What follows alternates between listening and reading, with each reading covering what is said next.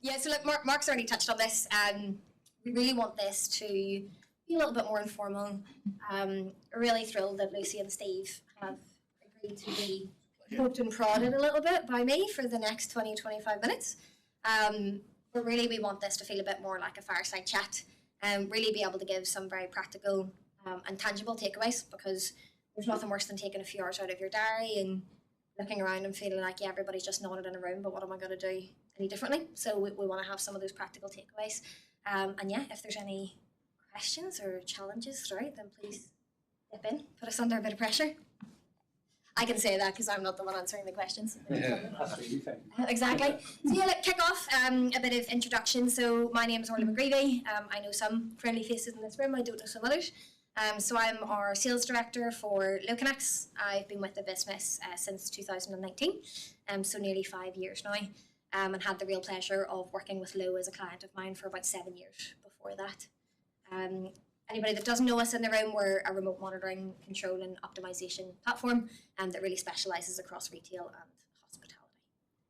So Lucy, can I ask you to introduce yourself and your role? Yep, of course. Yep. So hi everyone, my name's Lucy Lyons. I work for Tesco's. Worked with Tesco's for about 16 years. I am a property project manager for the Central Region. I've been in property for only 7 months, so I'm still quite new to it. Started in October last year.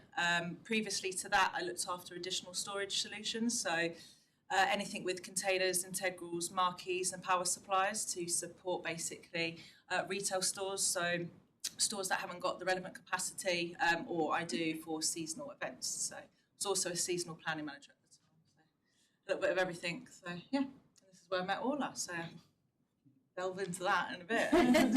Maybe not in too much detail. Some of these people in the room still like I'll let you lot know.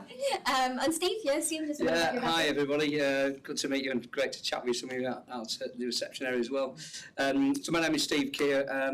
I'm the Estates Director of a company called Swim, which is a reasonably new company, kind of founded in 2015, and it's set up and designed to build swimming centres for children. Prior to working with Swim, I was the Operations Director at JD Gyms, so we grew those gyms at a fairly fast pace, and then through lockdown acquired a chain of health clubs called Exercise for Leicester. So there was a big refurbishment programme on those, so that's been fun. So predominantly my role was all around ops, running the centres, both safe, warm, customer journey right, and obviously efficiently. And now, because we were looking for other opportunities in terms of buying new businesses, new ventures, we've completed an acquisition just under 2 years ago with Swim. So we've purchased Swim outright, and that is now a brand that sits under JD. So I'm heavily involved in developing those sites, and of course the challenges there are Swim centres are closing across the country. We're opening these centres, and traditionally they're very expensive to operate and run. So yeah, I'm involved in all that process at the moment. So yeah, we're going to spend the next 20-25 minutes or so chatting about both the challenges and the opportunities from a sustainability and property perspective of running these large, sometimes quite complicated estates spread out across the nation. So just to kick off with a bit of context, Lucy, Steve, can you tell us a little bit about both of the businesses that you're involved in and those kind of sustainability and property goals that they have? Do you want to go first? No, yeah, I'll go first. Okay. Yeah. So we had a couple of conversations just outside regarding what Tesco's do as sustainability, basically. And obviously, I've been in property only about 7 months, so I'm trying to cover that aspect of things. I probably just with my experience over the past couple of years. Rob might be able to help me out the back there. No, it won't help me. No, he said. I'm in it. I'm on it. There's a Rob-shaped hole in the door. No, I wouldn't do that to you. But so for Tesco's as a whole, we do look after that sustainability, and we put that into our strategy. We put that into our business plans, and obviously we put that into just our everyday. So currently at the moment we're looking at carbon neutral. So obviously we've been doing that for many, many years. We're looking at spreading that across the operations for, I think it was 2035. And that's obviously in the planning. When we go on sites as a property manager, we start to look at biodiversity. So that's probably one of the biggest things at the moment that we're trying to come on board with. There is a lot of plans that are circulating at the moment. I'm not too sure how much I can say, so I'm just going to put a pin there, and I'm sure that will come out at some point. Obviously, we've got the circular economy, so that's one of the massive things that we're also working on at the moment. And obviously within food waste, being at Tesco's, so we've got zero waste that goes to landfills, and we've had that since 2009. So there's a lot of aspects of things that we're looking into, not just on the property, on energy, on different refrigerants, all of our assets across our business, click and collects, PFSs, standalone units, you name it. There's a lot that we've had that we're trying to link together and trying to go forward with the future as much as the business and the future's kind of recommending such. So it's where we are at the moment. I'm sure we'll open up more when Tesco's are ready to speak. So. Yeah, and for me, we, of course, JD is a PLC, so we ultimately report into shareholders. We've got a strong ESG commitment, and it's really important. I was just discussing, I was chatting with you, Rob, and I know you're not going to help me out, so don't put me out. Basically. I feel like it is. No, but we have that commitment, and yet we're building these centres, we're building the swim centres, we're building the gyms, and of course the challenge every time is a return on capital employed on every project. So whether we're spending 1.8 million on a new gym facility or 1 million on a swim facility, the battle is all the time the capex costs. But of course, I'm sat there designing these centres and putting our best foot forward in terms of energy commitment, energy reduction, and we found the more heat pumps and decarbonising from traditional gas boilers being the way forward. Of course, the technology is still, I'm not going to say relatively new, but the costs are still very high in those areas. So we've got to.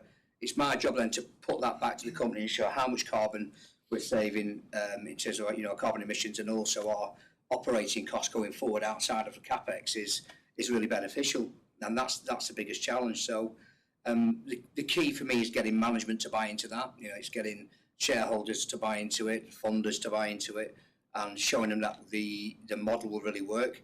Of course, when you go out to market for further funding to grow your business, they want to see that return on capital employed really strong. They want to see 30-35%. And of course, the more you spend on your OPEX, the harder it is to get the sales team to sell those memberships to pay that CapEx back.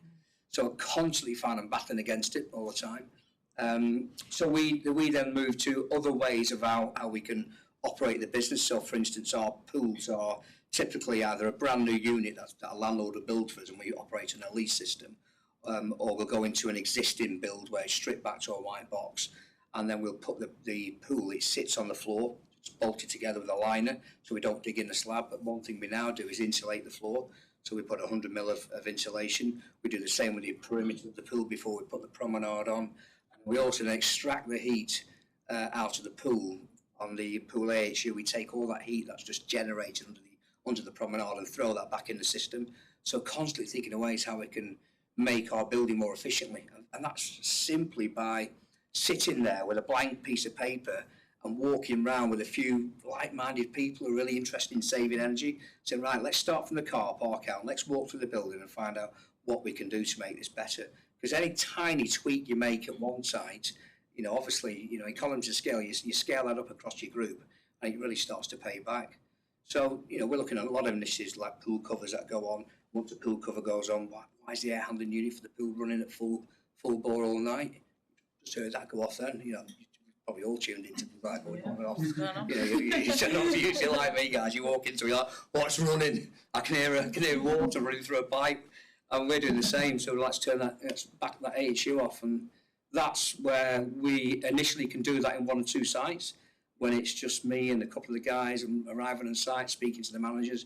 But once you start moving to double figures, triple figures, you need a good, you need to patch in that money now. A good EMS company, a good controls company to operate that for you and making sure that you are reaching those set points, you're reaching these fan sensors, all that kind of stuff that's operating. But we just are very hands-on as a company. Our net zero is important, but bottom line is king. Still, is king. It really is. Only who was I talking to a minute ago? Yourself, and I think it's you, wasn't it? We were talking about waste, heat waste. We're saying that you were chatting to a company where they were collecting the waste heat from data centres, and we were doing the same last week. And I was really engaged. I was with Steve Peacock as well from JD. He was so engaged in the call, saying it's like a district network heating, but without the CHPs down the road. This was all waste heat, and Barnsley Council were first to do it. So I said, great, let's pipe that flow and return of 70 degrees into our club. And I straight away I said, what's that look like cost-wise? And he said, you're looking at a 30% increase in costs. And we ended up in not a row, but it was like, you've got to understand the key point here is decarbonisation. I said, I'm with you. I said, but I can't increase our cost by 30%. So it's well, it'll be 3 or 4 years before it starts to settle down and reverse. I said, well, we'll speak in 3 or 4 years then. I had to be that brutal and brutally honest. So I did wrestle with it last night while I was in Liverpool at couch. I was like, how am I going to say this today? We're committed to carbon reduction, but I need to be brutally honest and say it's the P&L that's driving it for us still. It really is. And I find by driving the energy cost down, we're automatically getting that carbon reduction, but we're not letting carbon reduction drive the P. It won't drive us because the P&L won't work.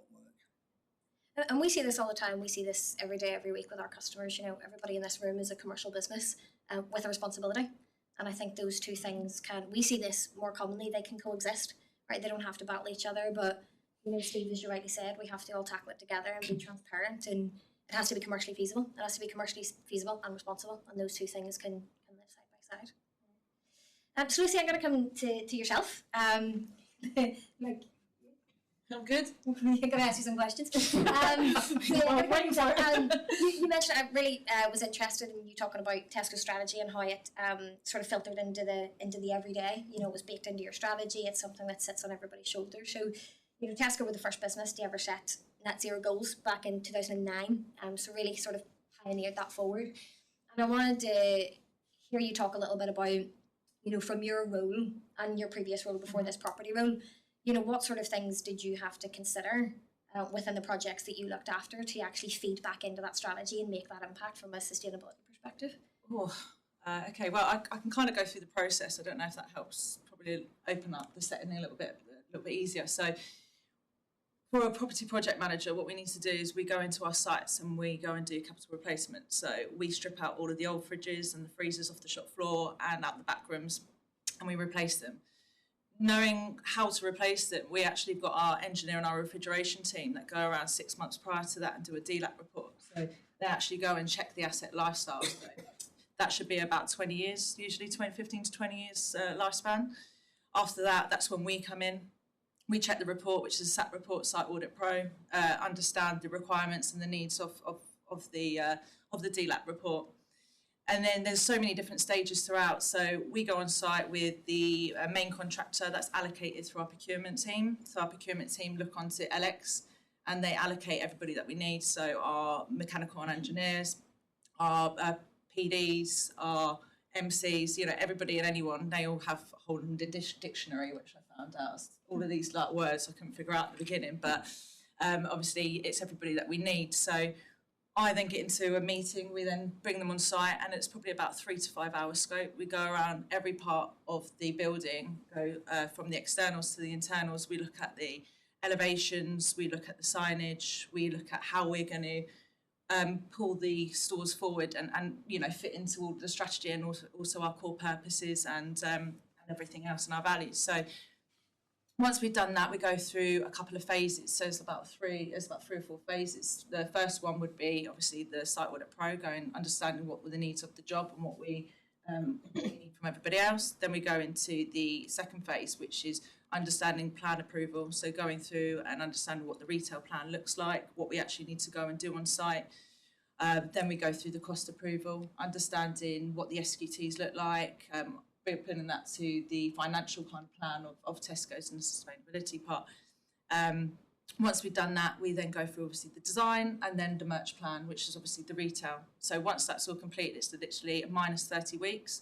So we have, about 10 to 20 programs going at the same time, projects, normally sometimes the same MCs. So it's quite easier to have those relevant conversations. I've got Wolverton at the moment, so that's also on a decarb program, which I'm kind of tailoring on the back of it, so we can kind of reduce the cost of more on a save to invest kind of element of things, because obviously that's one of our biggest savers. And then once we've done that, going through and then being on site really. So our thing is, my job is to do capital R replacements. It's to sort out the long and the asset lifestyle and making sure that we can turn it around and make it more robust for our colleagues, our customers, and just the general maintenance of the stores. I think it's really interesting listening to that, because I remember whenever we started this journey, it was really common that energy reduction, sustainability and ESG would sit as this silo.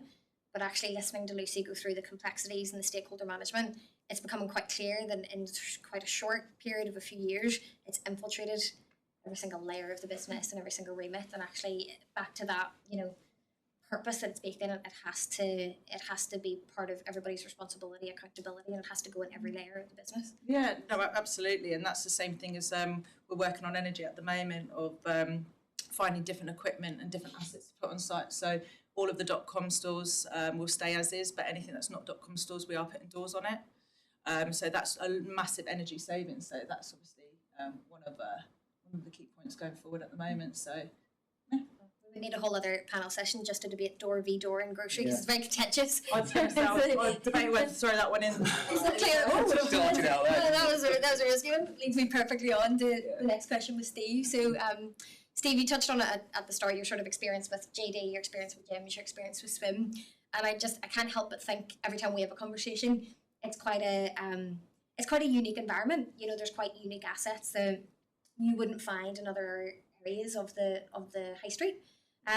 So just coming with that experience, what sort of challenges do you have to overcome when it specifically comes to reducing energy of those niche portions of the business that maybe you can't just lift and shift strategies from other high street? Yeah, I mean, you're right. The swim centres are really niche because we specialise in babies, so 3 months up to 10 years of age. So, no secret there, no surprise that the change rooms need to be 26 degrees. God, I really struggle with that. I could walk in there and think, God, does it have to be this warm? Because you get a mum with a baby coming out of the pool and they want it that warm. So we have to have our temperatures at a certain level. But it's down to some of the micro detail. And, I think we were chatting the other day, I said, it's about being obsessive. And we do have I know I'm a bit of a geek. I'm super obsessive. I will literally sit there and I'm listening to things running when it's a restaurant, when I'm looking around all the time. And we will sit there and think, right, well, you've got to supply an extract, and just by that draft coming across, even if it's 26 degrees, the baby will feel that chill. And we're identifying stuff like that right down to that granular level, and we'll redesign things to make sure there might be a bit of a drop head on it, so it'll avoid that draft coming across, or move the grill somewhere else. So we don't have to have the changing room up so hot, because you're combating that. Every time you get a bit of a draft, you get the evaporation feeling off your skin. So it's little things like those are making a big difference to us. I mentioned before about heat pumps. So we've never really delved into that heat pump world because we've always been looking at the costs, and we found the costs just don't fit in with the rocket. But we've recently just installed a site at Chatham, which is all electric. So it's our first all electric club. Excuse me, I'll turn that off. I thought I lost my faders, yeah. So you're attention to detail, Steve. That's the heat pump, Colin. Attention to detail. He got someone to call it when he was going, didn't he? Yeah, exactly, yeah. Yeah, I see. Yeah, what was I saying, everybody? Pick on somebody. Yeah, so Chatham is our first all electric site. And it's one where we put insulation in the pool, as I said before, around the pool, recovering the heat that's just generated in the undercroft area. We've cut down the number of splits in the centre because we've got it's a brand new build, by the way, so we've got a really good thermally insulated building. And when we put our own meter in, it's a joint site, so it's a gym and a swim, a joint site, but we've got our own meter. And honestly, so the gym is gas. There wasn't enough gas on the site to provide both businesses. So I sat with Alan Peacock, our MD, and said, I'll tell you what, you have the gas on the gym side and we'll take on the swim side, we'll take the electricity. And the results are staggering. We're under 50% running costs of heating that pool. It makes it so viable. We're now entering into a project of installing heat pumps in every single swim centre across the group, and it will probably do us about drop £500,000 straight to the bottom line on our OPEX cost saving. It's incredible. So we will definitely be going forward now building these swim centres. And don't forget, they're nothing like the size of Tesco. These are 6,500 to 8,000 square foot units. They're not massive. The pool is 1.2 metres deep by 18 metres long by 8 metres wide. So it gives it what we call 4 swimming tanks in there for kids. We get 40 people in. So they're not great big centres, but if you do them incorrectly, you will spend a fortune wasting heat through the slab, through the walls. It's just that kind of stuff. Now, isn't it funny? So I said before about being obsessive. You know, we have systems in place. We've got maintenance companies and so on in place doing all our planned preventative maintenance and so on. Yeah, today I travelled from Wilmslow down to here, and I stopped off at Mansfield. Couldn't drive past one of our centres without popping in and saying hello. Of course, we go in and say hello and tell them what a great job they're doing. In fact, we were out in Liverpool celebrating last night. You know, we've hit a new level on EBITDA. It's great. Straight away, I look up the air handling split units, and I pop the filters down, and they're absolutely solid. They're blocked, and it's that level of detail that I find incredible. Thinking we've got this in place, but without going into that level of detail, explain to them, saying, look, this is costing you a fortune to run because you're getting no air through the system. It'll run inefficiently. It's that kind of thing. Now, arguably, you could say, okay, the contractor, why aren't they spotting that, or why aren't they doing it on a regular basis? Well, we've been through about 4 or 5 contractors, and so for me, we find that rather than just saying you're out the door because you've not done that properly, it's about dragging that MD in or that ops director in from that company, showing them the issue, which today we did a video of it. We showed us hooving the filter off, and he will have that video now sat in his email for tomorrow morning, and it's getting down to that level of micro detail. So we're doing the big things at this end, heat pumps, redesigning the thermal quality of the building, insulating the pool. But on the other side is you can implement all those, but unless then you are following it through with a routine maintenance and check and being obsessive, it almost feels like it's wasting money because other things in the plan, we're working twice as hard and you'll end up replacing that capital investment a lot quicker. So they're the challenges we've really faced. And then things like pool covers, you know, putting a pool cover on at night and getting a BMS system to recognise the pool cover has gone on, which will then turn the air handling unit and back it right off to 24 degrees at night instead of 36 degrees. That's saving us an average £40 a night on our that's on a typical gas site, which will soon be a heat pump. So all those small things we look into, and it's really to hear Lucy talk about Tesco on such a massive scale and capex replacement. And I know there'll be shareholders, I know that, but it's almost thinking, oh God, can you come and build pools for us? And just do it how it should be done. Why don't you put a pool in Tesco's? That could be an answer. Yeah, I mean, you've got the likes of Argos taking Sainsbury's space now, haven't you? Yeah, and that kind of stuff. We've got loads. Swim off all the calories that I burn. Yeah. Doable. Like a smaller one. Yeah. Out in the outhouse. Yeah. But I love that being obsessive. I really enjoy that, and I think that sometimes even in our team we kind of get teased for really going into the data and being a bit obsessive about it. And if anybody picks up the gallery in my phone, it's like 80% AHUs and split system photos and fridges and all sorts of stuff, and the other 20% is my dog, and there's nothing else on there. But really genuinely, I think that that can sometimes be really understated, and actually just coming back to that living and breathing it, and that being completely ingrained in what you do is. Well, so there's no secret. I won't mention the company because it's not fair, but there's a BMS company that's currently controlling some of the JD Gyms estate, and I was looking at the Clarity data on the SSE platform the other week, and I could see that Huddersfield wasn't quite right. So I took a trip to Huddersfield. I went there, and this is controlled fully by another BMS company, and we quickly realised that all 4 split units that were powering these split units powering the HU, the heat to the HU, were trying to cool the gym down to 13 degrees, 24 hours a day, 7 days a week. I couldn't get my head around it. It was unbelievable. So do you know what I did? I just unplugged it. I unplugged the control box of that BMS company. I just unplugged the Cat6 cable on it.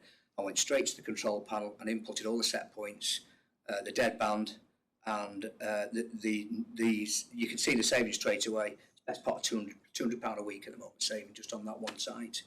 And that was so it's incredible, isn't it? That JD PLC, who have them in the shops, in all the retail stores, this particular company, and the gyms, and this unit was running 24/7.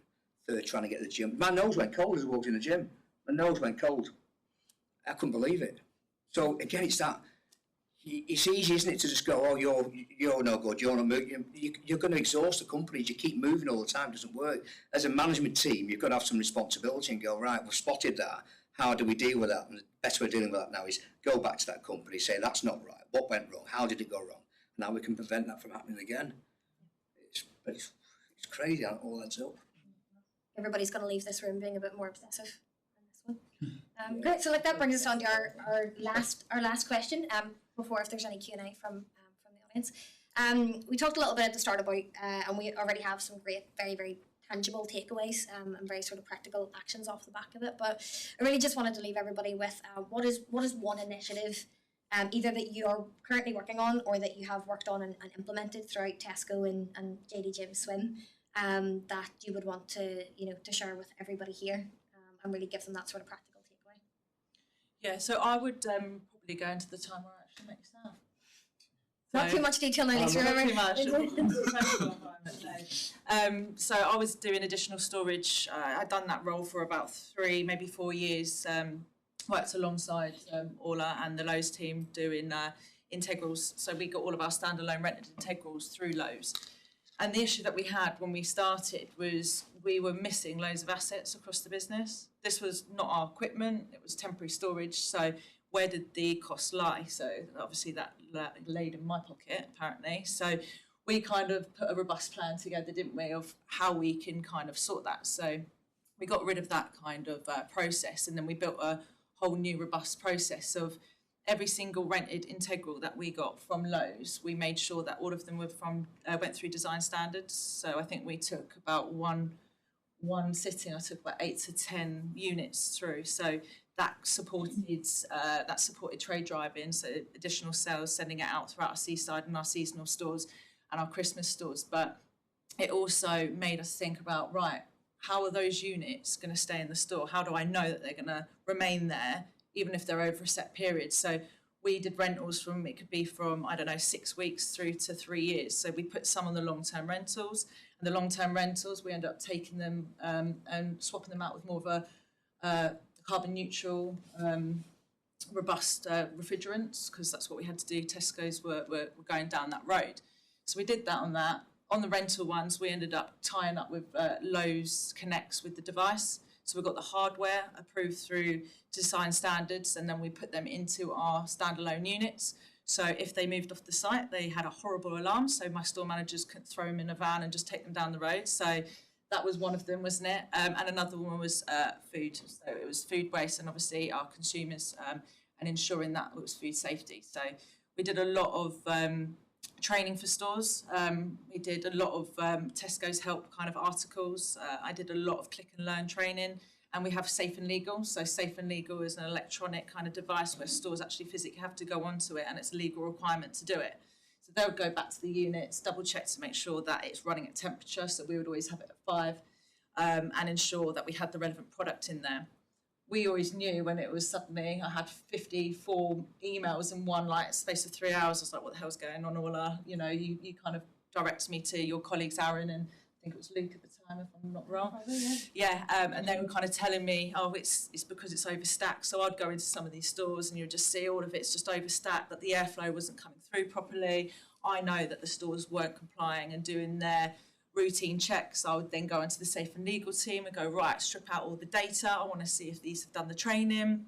So there's loads of different elements to us that we've got particular resources and data to be able to protect us on that side of things, but also ensure from our supplier side that we've got all the right connectivity, we're paying for the relevant data and the relevant upgrades, and ensuring that we've got everything that we possibly need for it. So that was probably one of the major things that opened my eyes, and that's still happening now. And then that came onto the bigger programme of what about all of our standalone units that Tesco's owns? So all of our click and collect pods, our PFS sites. We've got our finest ranges. As soon as you walk in, you see that lovely fridge that's just randomly in the middle of the floor. That's normally our finest. So they're all unmonitored. So we've now found out different ways with our technology teams to build CapEx, money, to put money into certain projects for us to trial. So we put it into 10 trial stores. Maintenance weren't very happy with me once I did that, because the systems that we put in was was going off left, right and centre, but it kind of understood what kind of Wi-Fi connections and solutions we could have to tie up all of our assets and ensure that every single one of them was food safety, and that the fact is we would always be updated by, normally we go to TBS, which we've got in India, a whole different system that calls us through for refrigeration breakdowns, or they ring us and go, right, you've got a fridge that's alarming at this temperature, you need to go down and check it. Our colleagues would then go check it. If anything's wrong, they check the asset tag, they put it on a thing called Verify, which will go through to maintenance, and then that does a call out and somebody comes in. If we think it's going to be anything to do with food safety wise, they end up stripping all of the stock off, putting it in green trays. When you just see them poor people just putting them into green trays and wheeling out the back, they've got to wheel it back on probably an hour later and put it back on. But we're trying to prevent that because that's a lot of productivity and a lot of operational loss. So that's another thing we were trying to think of. And then obviously I look after containers. So after we did all of that work, I then queried with Titans and Sevens, who we use, and I put it forward. So they needed to propose a temperature solution for me. So now we then also got all of our containers temperature monitored, which supported the energy kind of consumption wise of it. So when did we actually need these containers on? It would be easy just to leave them on site and pick them up and take them off, because it was like about £1,000 each way. Leave them on site, already done a savings, so safe to invest on that point. But then what if we turn them off for a couple of months and a couple of months at the end? So all in all, I think we saved £500,000 in 6 months. So, and that was just on 274 units. Okay. Yeah, so, and if COVID, we had 782 containers on site throughout COVID in 1 year. You can imagine, I'm not going to go into how much that cost, because that was, pocket was getting deep. But if we did that with all of those containers, not that we would be able to, but could you imagine the saving we would have on energy? They're also coming out with solar paneling as well. But I'm not going to get too much into energy because Rob's up. Well, but again, it just goes to show where the data can kind of lead you to make those decisions, whether it is, food being overstacked and hitting the airflow, or whether it's overconsumption or on for too long. So the data can kind of lead you to make those. Yeah, if it's a training issue or if it's an equipment issue, and if not, we deal with it both. So, and then that links into one. So that's what we found. So yeah. Super, thank you. Steve? What was the question again? I don't even remember. One initiative. I was just going to say staff. One initiative that you've implemented or working on? I mean, so it's really hard just to give one, because there's some really key ones that are so contributing to our business. So data, management information. So without your MI packs, when you're looking at, you sat in a boardroom, you've got your numbers up. That MI pack's, it's gold, isn't it? It's gold dust.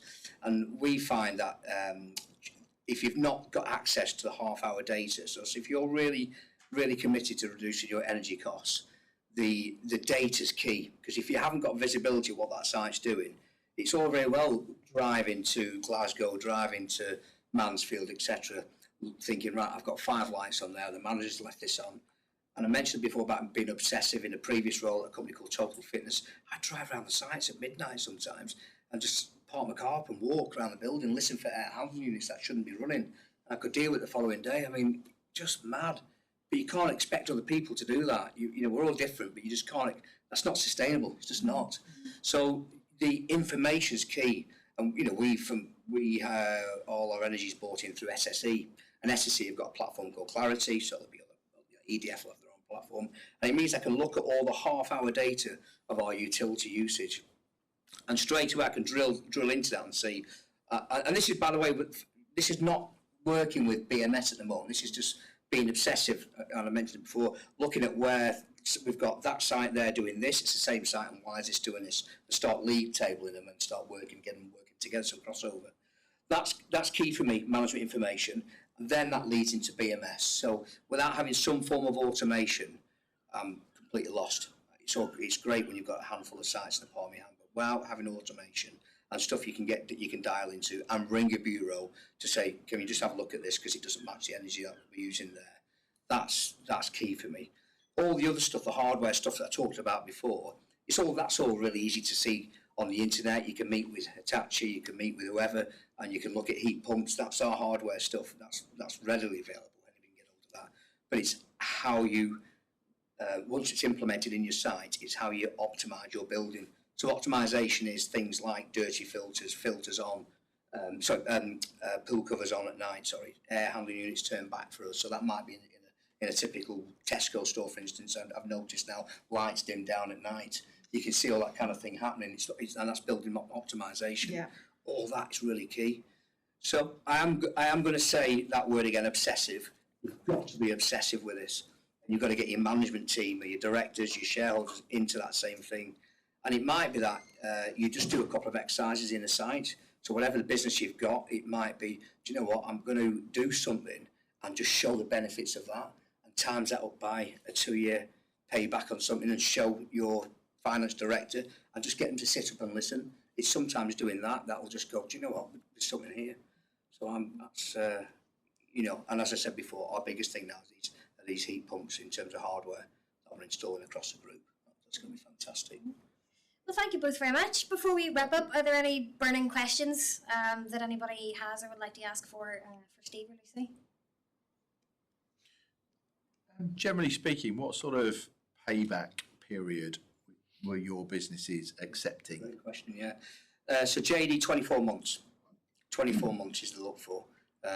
If I flick that in, so I'm going to use the word JD, because JD, but in terms of swim, take swim in isolation and speak to our MD at swim, we'd be happy to move that to 3 years, but JD have a straight 24-month policy. So before the acquisition, we were quite happy to do 3 years. Now the acquisition is 24 months, in line with JD gyms. It all depends what points, because it varies, because we can do 1-year plans, 2-year plans, 3-year plans. So if we had a trial, I'd be like, right, we'll do 10 this year, we'll do 30 next year, and then we'll roll it out to 800 shops. So it will be a space between, I would say, 1 year to 5 years. Obviously with energy, Rob, the reason I keep saying Rob is because Rob is actually my colleague and he's actually energy and he's not in here. This is why I've said it really quickly. Yeah, but we did have about 22 energy project managers that came on our projects to be able to support us. So when I had that with the container work, it was 12 months. And then if I said, right, I can double that, it'll be in 2 years, because I know when I can turn things off and I can go in a bit more heavy. You like to go light with Tesco's, so then you know where you're at, so then you can go heavy because you have to perform. I hope that answers that question. Angel, you mentioned something before about, we use a company to do all our water testing across the group, both in the gym side for showers and for our pools and so on. And there's something that we've just implemented. I've omitted to mention this before, but we all know Legion L8 policy. You've got to store water at 60 degrees or above.